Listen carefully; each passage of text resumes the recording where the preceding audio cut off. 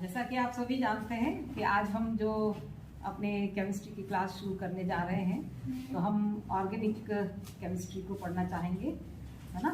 आप सबने जैसा कि मुझे कहा था कि हमें ऑर्गेनिक केमिस्ट्री शुरुआत से पढ़नी है, तो हम उसी को लेकर के चलेंगे। पहले एक बार सभी बच्चे हमारे ईश्वर का नाम हम किसी भी कार्य को शुरू करने से पहले करते हैं, तो आप सभी एक बार कहिए हर हर महादेव, हर हर महादेव।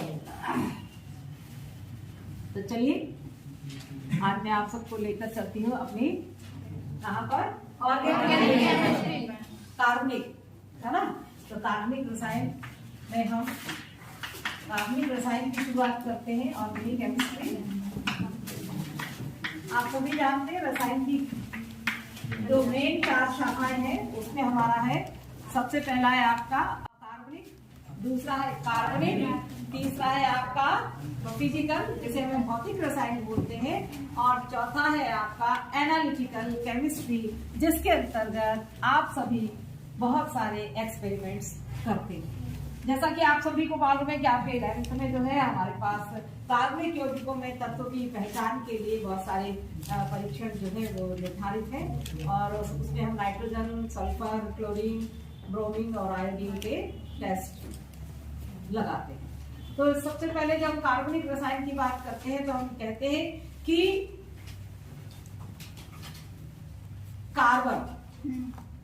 कार्बन हमारे संसार में जितने भी यौगिक पाए जाते हैं, आप सभी जानते हैं, ज्यादातर में सभी में किसी न किसी तरीके से कार्बन तत्व विद्यमान होता है। कौन सा तत्व विद्यमान होता है? कार्बन। जैसे कि आप सभी जानते हैं कि लकड़ी जो है वो जल जाती है, इसी तरीके से मनुष्य का शरीर भी जो है वो भस्मीभूत हो जाता है आफ्टर डेथ। आप सभी जानते हैं कि हम जो है उसका दाह संस्कार कर देते हैं, है ना। तो दाह संस्कार करने के बाद आप सभी देखते हैं कि इतना बड़ा 70 किलो का शरीर जो है वो कहाँ चला जाता है, वो बिल्कुल कुछ ग्राम राख में कन्वर्ट हो जाता है ना। तो वो उस राख में वो किससे बना होता है हमारा शरीर? कार्बन, हाइड्रोजन और ऑक्सीजन है। इसी तरीके से लकड़ी भी आपने देखा होगा कि लकड़ी जल जाती है, तो लकड़ी भी जो है वो अनेक कार्बोहाइड्रेट का मिश्रण होती है, इसीलिए लकड़ी भी जल जाती है। तो सबसे पहले हम कार्बनिक रसायन में बात करेंगे। कार्बन जो है वो बहुत सारे यौगिक बनाता है। कार्बन जो है बहुत सारे यौगिक बनाता है। कार्बन में यौगिक बनाने की क्षमता का कारण होता है, सबसे पहला कार्बन में जो है वो श्रृंखलन का गुण होता है। किसका गुण होता है? श्रृंखलन का गुण होता है। यानी कि कार्बन जो है वो चैन बना करके और अन्य तत्वों से जुड़ करके वो कई सारे यौगिक का निर्माण करता है। दूसरा, इसी तरीके से कार्बनिक यौगिकों में हम कहते हैं कि एक ही अणुसूत्र द्वारा 2 या 2 से अधिक यौगिकों को प्रदर्शित किया जा सकता है। जैसे हम दूसरा गुण कहते हैं कि समावयवता, आइसोमेरिज्म, समावयवता, है ना। तो ये इसके कारण जो है आप देखते हैं कि हमारे वर्ल्ड में, हमारे विश्व में, हमारे संसार में जो है कार्बनिक यौगिक बहुत अधिक संख्या में पाए जाते हैं। अब हम आगे आपको लेकर के चलते हैं कि कार्बनिक और अकार्बनिक यौगिकों में अंतर क्या होता है। कार्बनिक यौगिक और अकार्बनिक यौगिक, बिल्कुल जो आपकी शुरुआत है हम वहीं से उसको लेकर के चल रहे हैं। यौगिक तो आप सभी जानते हैं कि जब हम विभिन्न तत्वों का समावेश एक निश्चित अनुपात में रासायनिक संयोग के द्वारा जब किसी का निर्माण होता है तो वो कहलाते हैं यौगिक। इसमें हमको याद रखने वाली बात है कि यौगिक में जब तक आप ये 4-5 शब्द नहीं लिखेंगे कि निश्चित अनुपात में और रासायनिक संयोग, विभिन्न तत्वों का निश्चित अनुपात में रासायनिक संयोग, तब तक वो पदार्थ आपका यौगिक नहीं है। ठीक है। और मिश्रण तो आप सभी जानते हैं कि भौतिक विधियों के द्वारा बना लिया जाता है, भौतिक विधियों के द्वारा उसका पृथक्करण कर लिया जाता है ना।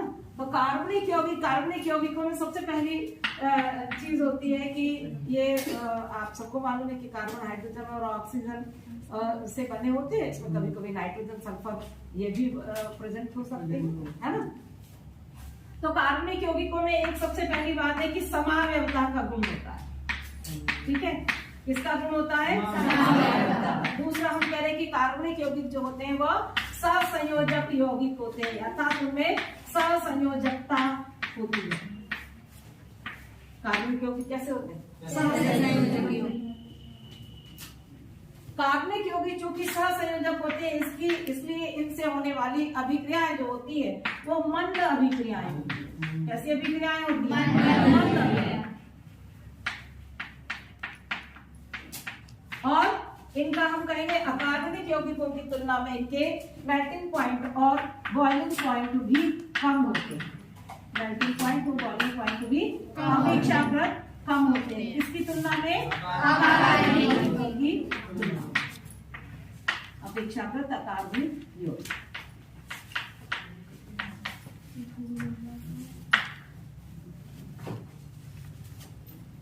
जबकि हम अकार्बनिक यौगिकों की बात करें तो उनमें ऐसा कोई भी समावयवता का गुण इनमें नहीं पाया जाता। इसी आधार पर कहते हैं कि समावयवता नहीं पाई जाती।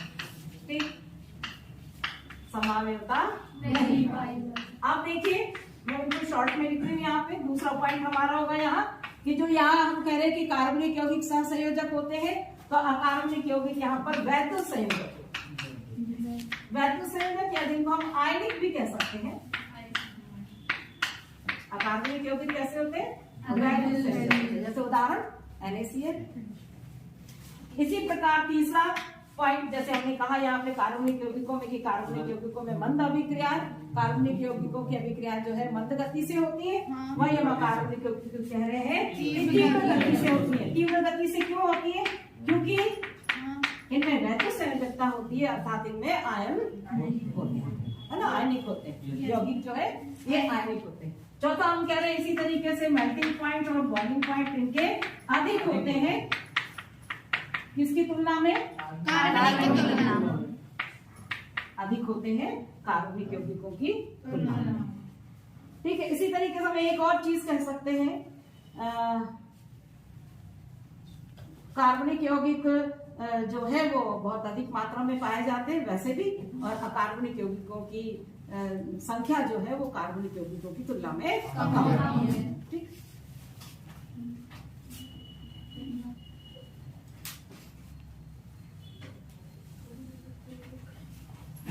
इतना सबको समझ में आया? yes, आगे बढ़े? yes,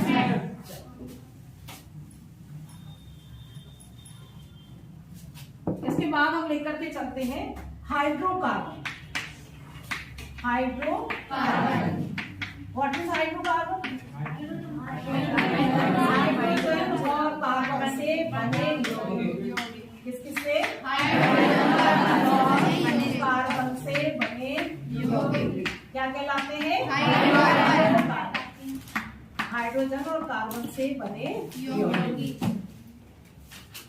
मिटा दूं मैं?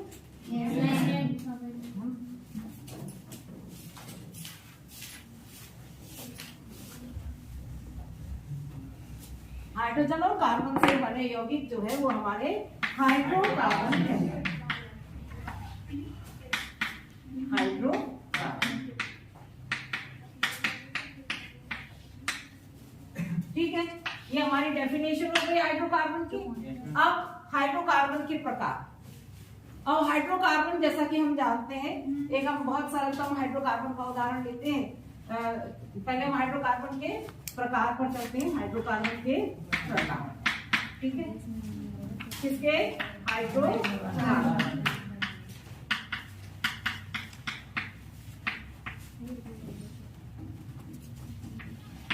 ठीक है, तो हाइड्रोकार्बन हमारे दो प्रकार के। सबसे पहले मैंने कहा संतृप्त हाइड्रोकार्बन। कौन से हाइड्रोकार्बन है? संतृप्त हाइड्रोकार्बन है। संतृप्त हाइड्रोकार्बन है तो बिल्कुल सरल भाषा में समझने के लिए हम कहते हैं कि हम सभी जानते हैं कार्बन जो है वो कौन से समूह का तत्व है? कोई बताएगा मुझे? बोलिए बोलिए।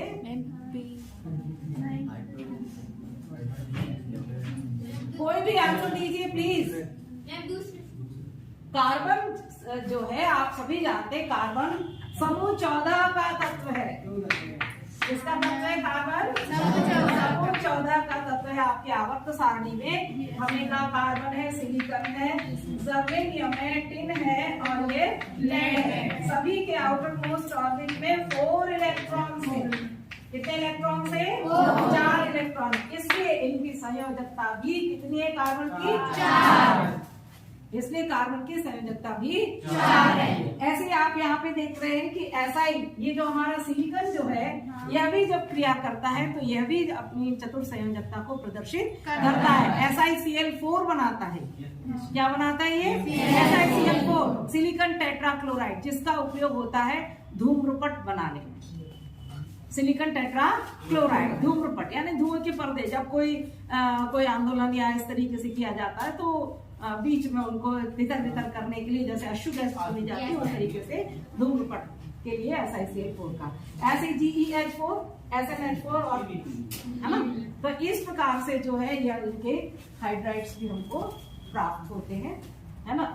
सॉरी, हाइड्राइड भी हमने क्या कहा, इसमें हमारा हाइड्राइड्स भी है और क्लोराइड भी। जैसे हम SiH4 की बात करें, SiH4 क्या होगा? हाइड्राइड हो गए। जिसमें हाइड्रोजन जुड़ेगा वो हाइड्राइड हो जाएंगे, और जिसमें क्लोरीन तत्व को यदि हम जोड़ देंगे, क्लोरीन परमाणु जुड़ा तो हम क्लोराइड हो जाएगा। ठीक है। तो जैसे हमने यहाँ पे कार्बन, हम इसमें आपको बताए थे संतृप्त हाइड्रोकार्बन, तो संतृप्त हाइड्रोकार्बन हमने ये लिया कार्बन, और कार्बन की चारों संयोजकता को संतुष्ट करने के लिए हमने यहाँ पर क्या जोड़ा हुआ है? हाइड्रोजन। एक इसका सूत्र हो गया, ये हमारे मीथेन का सूत्र, जो हमारा सबसे सर्वोत्तम हाइड्रोकार्बन है और जिसे मार्श गैस के नाम से भी जाना जाता है। मार्श गैस क्यों कहते हैं? मार्श गैस क्यों कहते हैं? क्योंकि दलदल में पाई जाती है, इसलिए इसको मार्श गैस। ठीक है। तो ये हमारा हुआ संतृप्त हाइड्रोकार्बन। ठीक है। अब इसके पश्चात हम चलते हैं असंतृप्त हाइड्रोकार्बन। दूसरा प्रकार कौन सा है? असंतृप्त हाइड्रोकार्बन। असंतृप्त हाइड्रोकार्बन अर्थात जिसमें कार्बन की चारों संयोजकताएं संतुष्ट या पूर्ण नहीं होती। कार्बन की चारों संयोजकताएं पूर्ण संतुष्ट नहीं होती। तो संतृप्त हाइड्रोकार्बन के अंतर्गत एक श्रेणी आती है जिसका नाम है एल्केन। क्या नाम है इसका? एल्केन। ठीक है। और असंतृप्त हाइड्रोकार्बन के अंतर्गत 2 श्रेणियां आती हैं, एल्कीन और एल्काइन। तो जैसा कि आप सब पढ़ चुके हैं एल्केन, एल्कीन और एल्काइन, मैंने पहले भी बताया हुआ है, पर हम इसको पुनः रिवाइज करते हैं और आपको बताते हैं कि एल्केन का जनरल फार्मूला होता है CnH2n+2। यहाँ पर n बराबर क्या है? कार्बन परमाणु की संख्या। यदि हम यहाँ पर n बराबर 1 रख दें, 2 रख दें, 3, 4 रख दें, तो इस तरीके से हमारे बढ़ते क्रम में हमें एल्केन के सूत्र प्राप्त होते चले जाते हैं, है ना। जैसे आप सब जल्दी से करके मुझे बताइए, n की जगह 3 रख करके, n की जगह 3 रख करके,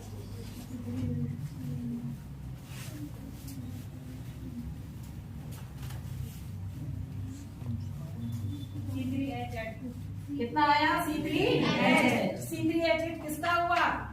प्रोपेन। क्या है ये? प्रोपेन। ठीक है। इसी तरीके से हमने कहा एल्कीन का जनरल फार्मूला होता है CnH2, है ना।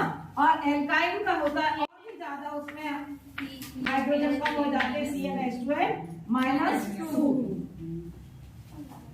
ठीक है। जैसे यदि हम 3 कार्बन परमाणु वाले एल्केन, एल्कीन और एल्काइन के सूत्र जानना चाहें, किसके? 3 कार्बन परमाणु वाले एल्केन, एल्कीन और एल्काइन। एल्कीन का तो आप सबने निकाला हुआ C3H8, यहाँ क्या हो जाएगा? C3H6, और यहाँ क्या हो जाएगा? C3H4, है ना। ये हमारा प्रोपीन होगा, ये हमारा प्रोपाइन होगा, ये प्रोपीन होगा और ये प्रोपाइन हो जाएगा। मतलब 2-2 हाइड्रोजन की संख्या जो है वो और उसमें कम होती जा रही है उसके जनरल फार्मूले के अनुसार। ठीक। फिर हम इसमें ये भी कह सकते हैं कि एल्केन जो होते हैं उनमें कार्बन के बीच में जो है वो सिंगल बॉन्ड होता है, एल्केन में हमारा डबल बॉन्ड होता है और एल्काइन में हमारा ट्रिपल बॉन्ड होता है। ठीक है। फिर हमने इसमें कहा एल्केन में हमारा कार्बन परमाणु जो होता है वह sp3 संकलित अवस्था में होता है।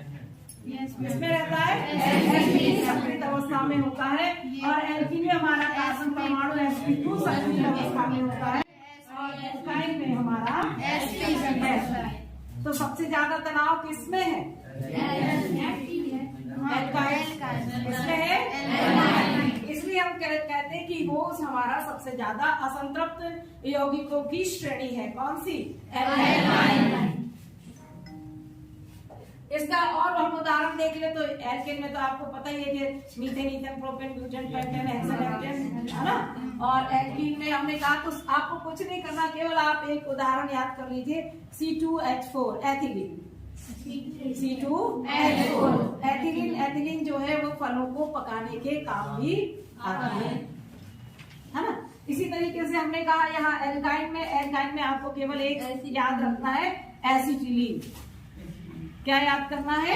एसिटिलीन। एल्काइन का सबसे बढ़िया, सबसे साधारण, सबसे पहला उदाहरण आपका है एसिटिलीन। C2H2 acetylene. फिर इसके बाद हमने एक और, आपके आगे की क्लासेस में आपके लिए ये बहुत इंपॉर्टेंट होगा क्योंकि इस तरीके के क्वेश्चंस आपको दिए जाते हैं कि एक कार्बनिक यौगिक है ए नाम से, वो इससे अभिक्रिया करता है तो वो बी बनाता है और बी जो है वो अगले किसी उससे रिएक्ट करता है तो वो सी बनाता है। तो इस तरीके से तो उसमें ये भी पूछा जा सकता है, ऐसे भी प्रश्न को दिया जा सकता है कि एक कार्बनिक यौगिक जो बेयर अभिकर्मक को रंगहीन नहीं करता है या रंगहीन करता है। तो जब हम कह रहे हैं कि बेयर अभिकर्मक जो होता है वो क्या होता है? क्षारीय केमेनोफोर विलयन। क्या होता है वो? क्षारीय केमेनोफोर विलयन। अलग से लिख लीजिए, बेयर अभिकर्मक बराबर क्या है? बेयर अभिकर्मक क्षारीय केमेनोफोर विलयन। केमेनोफोर पोटेशियम परमैंगनेट। तो ये बेयर अभिकर्मक के द्वारा जो है हम असंतृप्तता का परीक्षण करते हैं। इसका परीक्षण करते हैं असंतृप्तता का। तो बेयर अभिकर्मक जो होता है वो संतृप्त हाइड्रोकार्बन के साथ में जब बेयर अभिकर्मक की अभिक्रिया कराते हैं तो हमें उसका बेयर अभिकर्मक में कोई रंग परिवर्तन नहीं होगा। आ रहा है समझ में? बेयर अभिकर्मक के साथ कोई क्रिया नहीं करता और रंग परिवर्तन नहीं होता। जबकि हमारे एल्कीन और अल्काइन्स जो होते हैं वो बेयर अभिकर्मक के साथ अभिक्रिया करके उसको क्या कर देते हैं? क्या कर देते हैं? यानी कि उसका जो गुलाबी रंग जो होता है उसको वो उड़ा देते हैं। और यह किसका परीक्षण होता है? असंतृप्तता। इतना आया सबको समझ में?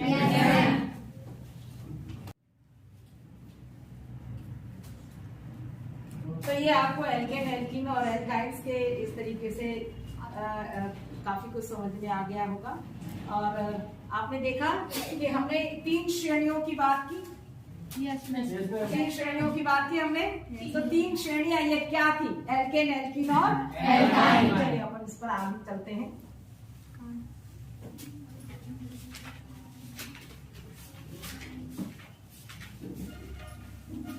एल्केन, एल्कीन और एल्काइन, ये इसको हम कहते हैं कि ऐसे कार्बनिक यौगिकों का समूह, ये सजाती श्रेणी होता है। क्या होता है?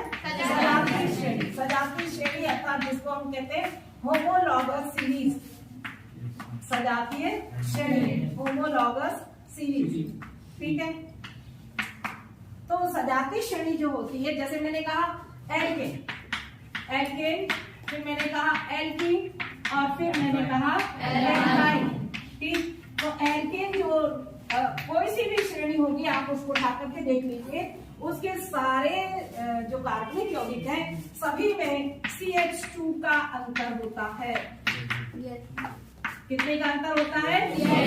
CH2 का अंतर होता है। ये सजातीय श्रेणी की विशेषता है ना। तो सबसे पहला CH2 का अंतर होता है। दूसरा हम कह रहे हैं कि उसके अणुभार में 12 और ये कितना हुआ? 12 और 2 14 है ना। और 14 अणुभार का अंतर होता है। अणुभार में कितने का अंतर होता है? 14 का, है ना। 14 का अंतर होता है। आप कोई सा भी एक उदाहरण ले लीजिए। जैसे मैंने कहा कि C2H6 और फिर मैंने कहा C3H8।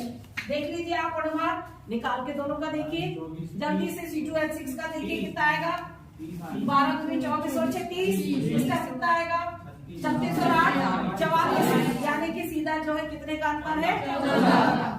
ठीक। फिर सजातीय श्रेणी की एक और विशेषता होती है कि इन सभी को कॉमन विधियों के द्वारा बनाया जाता है। कुछ ऐसी विधियां होती हैं, कुछ कॉमन विधियां जिनके द्वारा सभी यौगिकों का निर्माण किया जा सकता है। यानी कि बनाने की विधियां समान,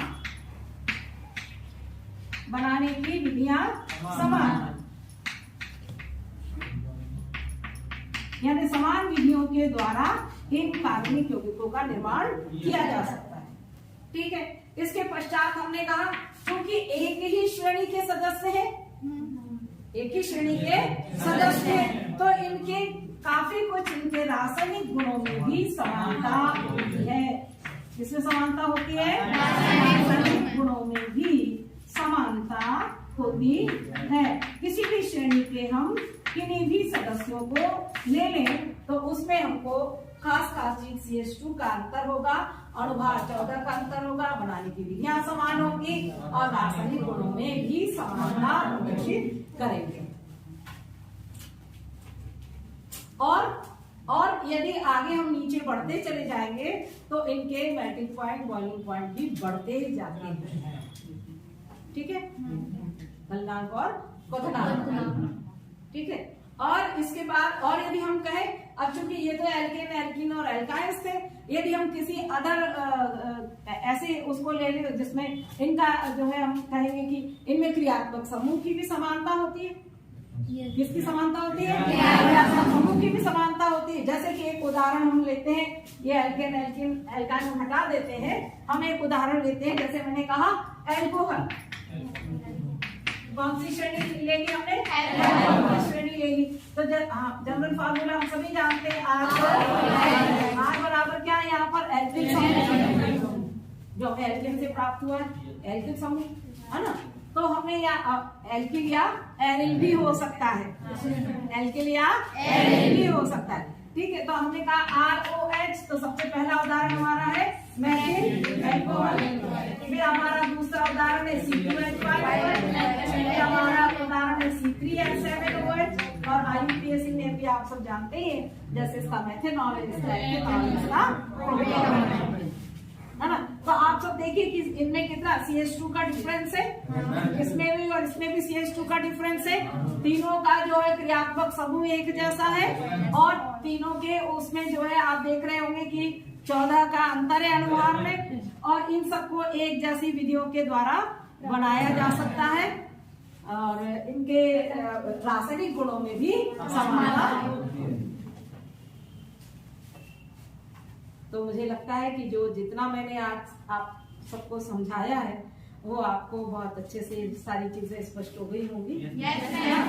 तो आप इन सब चीजों को फिर से पुनः तैयार कीजिए। मैं आपको इसी से संबंधित छोटे छोटे ऑब्जेक्टिव क्वेश्चंस आपको दूंगी और आप सबसे पूछूंगी, और मैं सजातीय श्रेणी की विशेषताएं भी पूछूंगी, और एल्केन, एल्कीन और एल्काइंस में वेरी इंपॉर्टेंट आता ही है परीक्षा।